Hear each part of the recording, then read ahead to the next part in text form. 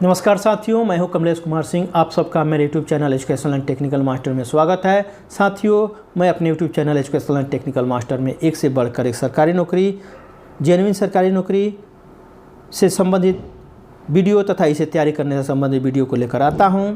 यदि आप मेरे YouTube channel educational and technical master पर नए हो तो कृपया मेरे चैनल को सब्सक्राइब कीजिए।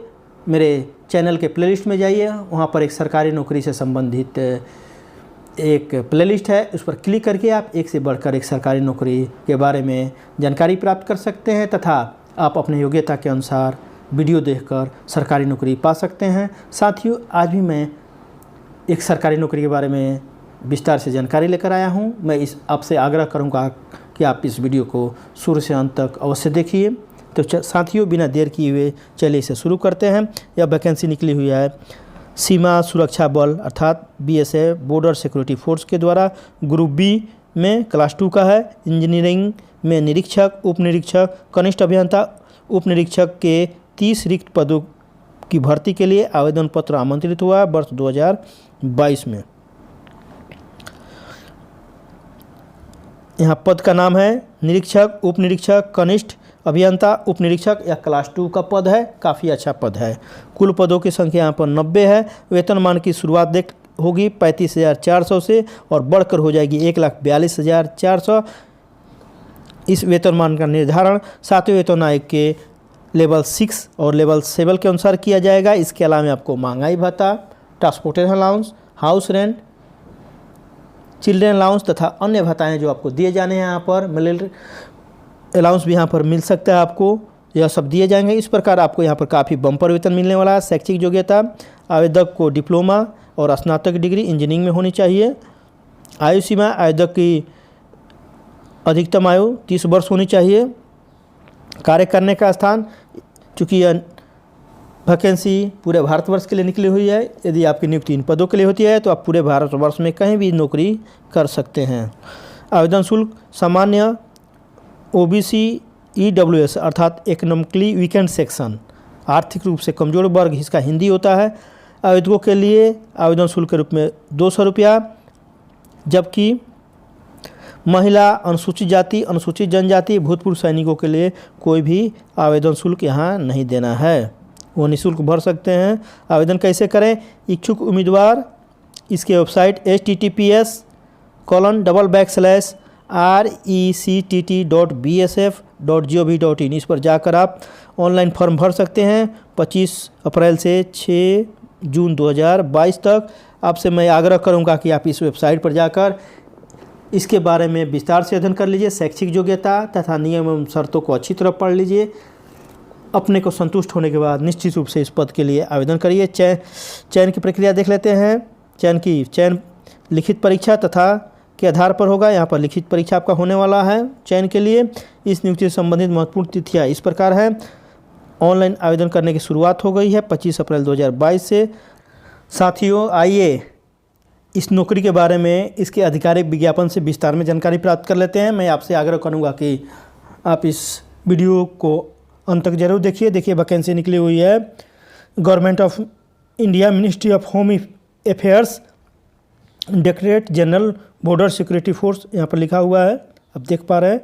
वैकेंसी निकली हुई है 22 अप्रैल 2022 को। आगे देख लेते हैं। देखिए, यहाँ पर पूरा वैकेंसी निकला हुआ है। इसमें सब्जेक्ट है online direct recruitment of the group B post in BSF engineering. यहाँ पर पूरा आप देख सकते हैं। आगे देख लेते हैं इसके बारे में, जो इम्पोर्टेंट है वो देख लेते हैं। चूँकि 26 पेज का ये वैकेंसी है, इसलिए इसको देख लेते हैं। आगे देख लेते हैं इसके बारे में। यहाँ पर लिखा हुआ है, यहाँ पर देखिए ऑनलाइन डिटेल्स एडवर्टीजमेंट के बारे में यहाँ पर दिया हुआ है, इसको देख लेते हैं। यहाँ पर नेम ऑफ द पोस्ट है, application, online application are invited from the online application invited from the interested male and female, दोनों मेल और फीमेल, पुरुष और महिला दोनों भर सकते हैं। भारत के नागरिक हों भर सकते हैं। यहाँ पर लिखा हुआ है mention above vacancy, group B का वैकेंसी है। कॉम्बाटाइज वैकेंसी है, non gazetted non ministerial post है, यहाँ पे गजटेड नहीं पोस्ट नहीं है यह। या बॉर्डर सिक्योरिटी फोर्स में engineering setup through the online mode only, online विकल्प भरना है। यह वर्ष 2020-21 की वैकेंसी है। यहाँ पर देख लेते हैं हम, नेम ऑफ द पोस्ट यहाँ पर दिया हुआ है, यहाँ पर दिया है इंस्पेक्टर आर्किटेक्ट। इसमें एक पद है, EWS के लिए नहीं है, OBC के लिए नहीं है, टोटल यहाँ पर एक पद है।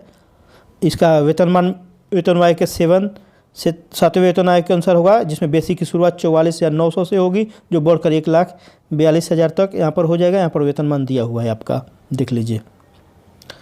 दूसरा है sub inspector works. Sub inspector works का यहाँ पर पद है, इसमें 24 जनरल के लिए, EWS अर्थात इकोनॉमिकली वीकेंड सेक्शन, आर्थिक रूप से कमजोर वर्ग के लिए 5 है, OBC के लिए 16 है, शेड्यूल कास्ट के लिए 8 है, शेड्यूल ट्राइब के लिए 4 है, टोटल 57 पोस्ट है। यहाँ पर एक सर्विसमैन के लिए 5 पोस्ट भी है, 5 पोस्ट इनके लिए भी है। यहाँ पर वेतनमान का निर्धारण 7वें वेतन आयोग के लेवल 6 के अनुसार होगा, जो जिसमें बेसिक की शुरुआत 35,400 से होगी, जो बढ़कर 1,42,400 तक हो जाएगा।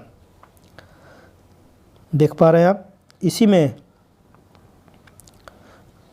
Vacancy junior engineer sub inspector electrical का, जनरल के लिए 16 पद है, EWS के लिए 4 पद है, OBC के लिए 4 पद है, शेड्यूल कास्ट के लिए 5 पद है, शेड्यूल ट्राइब के लिए 3 पद है, टोटल पर 32 है। 3 का एक सर्विसमैन के लिए 3 पद भी है। यहाँ पर आपका वेसी का दिया हुआ है 35,400 से 1,42,400 7वें वेतन आयोग के अनुसार होगा। इसमें लिखा हुआ वैकेंसी बढ़ एवं घट सकती भी है। यहाँ पर ये वेबसाइट का पता दिया हुआ है, आप वेबसाइट का पता यहाँ पर नोट कर लीजिए।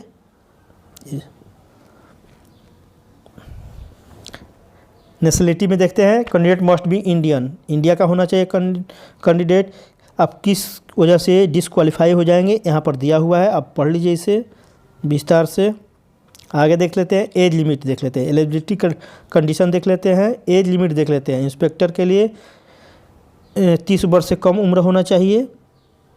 जिस दिन फॉर्म भरा जा रहा है, फॉर्म का अंतिम डेट है, उस दिन को 30 वर्ष से कम उम्र होना चाहिए। सब इंस्पेक्टर के लिए भी 30 वर्ष से अधिक उम्र नहीं होना चाहिए अंतिम तिथि अप्लाई करने के दिन। जूनियर इंजीनियर का भी नॉट एक्सीडिंग 30 वर्ष से ज़्यादा इनका भी नहीं होना चाहिए।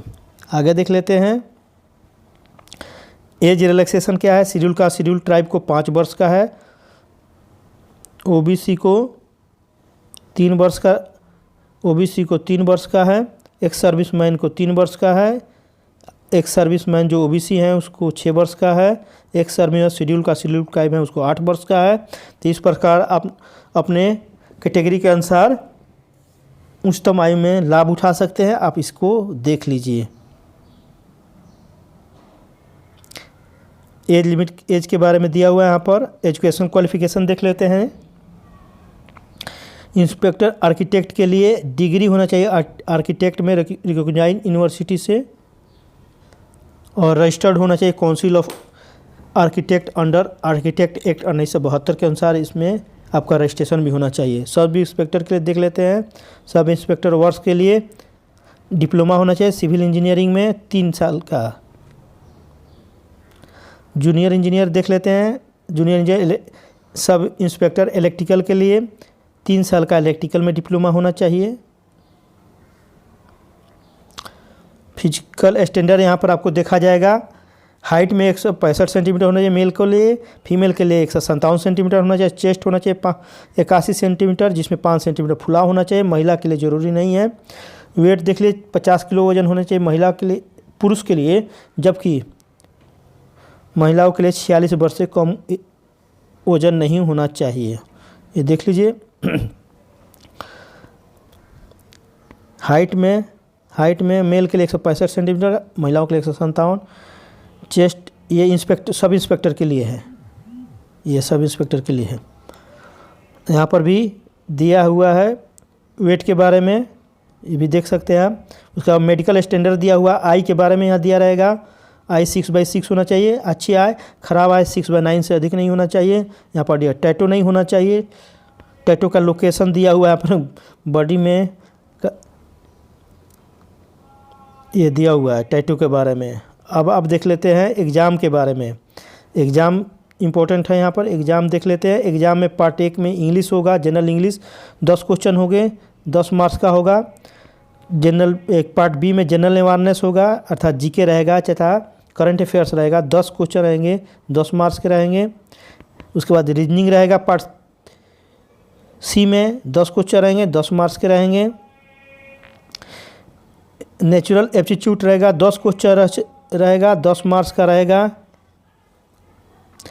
टेक्निकल सब्जेक्ट रहेगा, ये रहेगा ई पार्ट में 60 क्वेश्चन रहेगा, 60 मार्क्स का। इस प्रकार कुल 100 क्वेश्चन रहेंगे, 100 मार्क्स के रहेंगे। सिलेबस देख लेते हैं एग्ज़ाम का सिलेबस क्या रहेगा। सिलेबस में देखिए आर्किटेक्ट के लिए ये सब रहेगा, यहाँ पूरा दिया हुआ है। मतलब आर्किटेक्ट स्टाइल्स यहाँ पर पूरा दिया हुआ, आप इसे नोट कर लीजिए, अध्ययन कर लीजिए इसके बारे में। Building material and construction management रहेगा, बिल्डिंग एंड स्ट्रक्चर रहेगा, इन्वायरमेंटल प्लानिंग डिजाइनिंग रहेगा, अर्बन डिजाइनिंग रहेगा, इतना आपको रहेगा। अर्बन प्लानिंग एंड हाउसिंग रहेगा, planning topic technique and management रहेगा, सर्विसेज इंफ्रास्ट्रक्चर एंड ट्रांसपोर्टेशन ये रहेगा। ये सब सिलेबस है। अब आगे देख लेते हैं qualifying marks for written exam. General OBC economically weekend section OBC EWS के लिए 50% रहेगा। एक वैकेंसी है अदर के लिए केवल। आगे देख लेते हैं, आगे डिटेल्स है। Second phase examination, second phase जो फर्स्ट फेज में कंप्लीट करेंगे उनका सेकंड फेज में एग्ज़ाम होगा। उसमें देख लेते हैं successful candidate in first phase examination that is written exam will appear before the selection board for second phase examination। Documentation इसमें होगा, फिजिकल स्टैंडर्ड टेस्ट होगा, फिजिकल एलिजिबिलिटी टेस्ट होगा, ऑन ड्यू डेट होगा। इसके लिए ईमेल पर आपको बताया जाएगा और एसएमएस भी भेजा जाएगा आपको सेकंड स्टेज एग्ज़ाम के लिए। यहाँ पर दिया हुआ है डॉक्यूमेंटेशन में आपको डॉक्यूमेंट का वेरिफिकेशन होगा। फिजिकल स्टैंडर्ड टेस्ट में आपका हाइट चेस्ट वेट का टेस्ट होगा, यहाँ पर जांच किया जाएगा, मेजरमेंट किया जाएगा। फिजिकल एफिशिएंसी टेस्ट में यहाँ पर टेस्ट होता है, जैसे मेल के लिए 8 मिनट में 1 माइल दौड़ना पड़ेगा, high standard jump high jump करना पड़ेगा 4 feet 6 inch, clear the dish 6 feet करना पड़ेगा यहाँ जंपिंग। यह सब आपको फीमेल के लिए भी यहाँ पर दिया हुआ है। आपका फीमेल को 1 माइल दौड़ना पड़ेगा 12 मिनट में, जंप करना पड़ेगा 3 फीट, क्लियर करना पड़ेगा डिच 4 फीट, यह दिया हुआ पर अब देख लीजिए विस्तार से। आगे देख लेते हैं सिलेक्शन प्रोसीजर देख लेते हैं। Post of SI works and JE के लिए इलेक्ट्रिकल के लिए फर्स्ट स्टेज में रिटन एग्ज़ाम होगा। यहाँ पर ये सब रिटन एग्ज़ाम में उनके रहेंगे। General intelligence and reasoning 25 question रहेगा, 25 मार्क्स का, 1.5 घंटे का रहेगा। ऊपर वाला 2 घंटे का एग्ज़ाम होगा, पहले जो बताया हूँ। यहाँ पार्ट बी में रहेगा जनरल अवेयरनेस 25 क्वेश्चन 25 मार्क्स का। पार्ट सी में रहेगा सिविल और इलेक्ट्रिकल इंजीनियर 50 क्वेश्चन रहेगा 50 मार्क्स का। टोटल 1.5 घंटे समय मिलेंगे। 100 क्वेश्चन रहेंगे, 100 मार्क्स के रहेंगे। आगे दिया है SI works and JE electrical के लिए सिलेबस यहाँ पर दिया हुआ है। देखिए विस्तार से सिलेबस दिया हुआ है, आप सिलेबस का अध्ययन कर लीजिए। अब देखते हैं पोस्ट एसआई वर्क्स जेई का। जनरल इंजीनियरिंग सिविल का 10 क्वेश्चन रहेगा, यह कन्वेंशनल टाइप का रहेगा। रिटन एग्ज़ाम होगा पेपर 2, इसमें 10 क्वेश्चन रहेगा। सिविल का 100 मार्क्स का रहेगा। 12 क्वेश्चन दिया रहेगा, बल्कि उसमें 10 क्वेश्चन आपको बनाना रहेगा। जेई इलेक्ट्रिकल में भी 12 क्वेश्चन रहेंगे, कन्वेंशनल टाइप रिटन एग्ज़ाम होगा, लिखना होगा। इसमें 10 क्वेश्चन आपको लिखना रहेगा। यह देखिए आपको सिलेबस दिया गया है, यहाँ पर सिलेबस दिया गया है डिटेल्स में। सिलेबस सिविल का है ये, उसके बाद इलेक्ट्रिकल का ये देखिए इलेक्ट्रिकल का दिया हुआ है। यहाँ पर इलेक्ट्रिकल में दिया हुआ है concept of resistance, inductance, capacitance, various factors affecting. देखिए सर्किट में दिया है Kirchhoff's law, simple law, magnetic circuit, ये पूरा इलेक्ट्रिकल का इलेक्ट्रिकल का सिलेबस रहेगा। सिविल का रहेगा। यहाँ पर दिया हुआ है क्वालिफाइंग मार्क्स देख लीजिए। यहाँ पर जनरल और ईबीसी ओबीसी के लिए 50 मार्क्स लाना होगा, जबकि शेड्यूल टाइप का 45 मार्क्स लाना होगा। यहाँ पर डिटेल्स दिया हुआ है। डॉक्यूमेंटेशन इनका भी होगा, फिजिकल स्टैंडर्ड टेस्ट के बारे में दिया हुआ है इनका भी, यहाँ पर आप देख सकते हैं। धीरे धीरे थर्ड फेज एग्जामिनेशन में आपको documentation, PT, practical test, practical medical वगैरह होगा, यहाँ पर दिया हुआ है। ये डिटेल्स दिया हुआ है। कैसे अप्लाई करना है इसको देख लीजिए। आपको ऑनलाइन अप्लाई करना है, इसके वेबसाइट पर जाकर आप विस्तार से इसके बारे में देख सकते हैं। और आगे एनेक्सर मिलेगा जो फॉर्म के बारे में दिया रहेगा। एप्लीकेशन फ़ी जो है 200 रुपये देना है।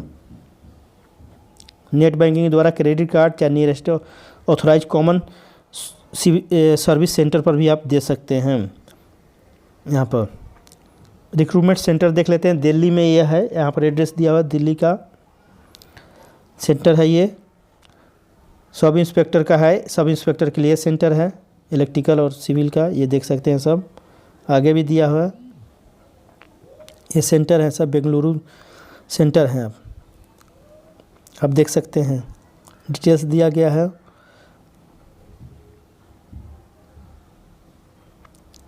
आगे देख लेते हैं, जल्दी जल्दी देख लेते हैं विस्तार से इसके बारे में और थोड़ा आगे। यहाँ पर एनेक्सर सब दिया हुआ है। वन टाइम रजिस्ट्रेशन कैसे करना है, डिटेल्स दिया हुआ है। कैसे अप्लाई करना है इसके बारे में यहाँ पर विस्तार से बताया गया है।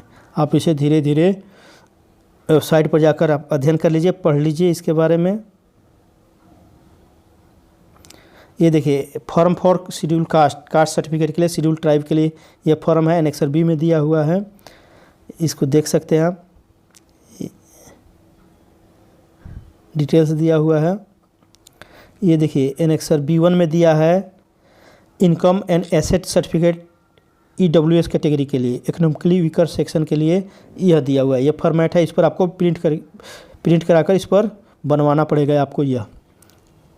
ये एनेक्सर C है, अप्लाइंग फॉर बैकवर्ड क्लास के लिए है ये देखिए, ये फॉर्म है। इसको डाउनलोड करके प्रिंट कराकर इसी फॉर्मेट पर बनाना होगा। OBC कैंडिडेट के लिए ये है, नॉन क्रीमी लेयर के लिए ये एनेक्सर C1 में दिया हुआ है। आगे देख लेते हैं। आगे दिया है हाइट मेजरमेंट का, ये है intent to avail height measurement का के लिए दिया हुआ है। ये जो छूट थोड़ा हाइट में पाना चाहते हैं उसके लिए है, हिली एरिया में के लिए छूट रहता है। ये देखिए, फॉर एनेक्सर जो है ऑफिशियली ऑफिस के लिए है केवल।